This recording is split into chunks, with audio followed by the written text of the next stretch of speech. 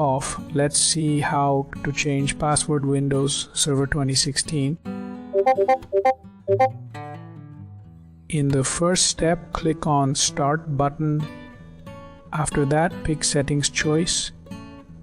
Then select Accounts area. In the next step, click Sign in Selections. After that, find Password part. Next, hit Change option. In the next step, type current password. Then click Next to move on. In the next step, type new password. Then repeat new password. Now, click Next to advance.